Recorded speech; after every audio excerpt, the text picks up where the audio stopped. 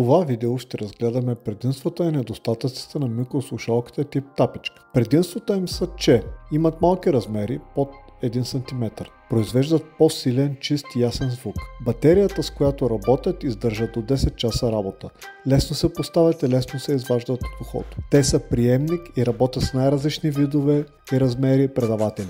Примки, които се поставят около врата, кредитни карти, кутийки и други. Понеже имат вграден усилвател, могат да работят с предаватели без никакви кабели по вас. Недостатъците им са, че те са видими, ако някой специално надникне в ухото ви, тъй като имат малка кордичка на капачето, с която слушалката се изтегля.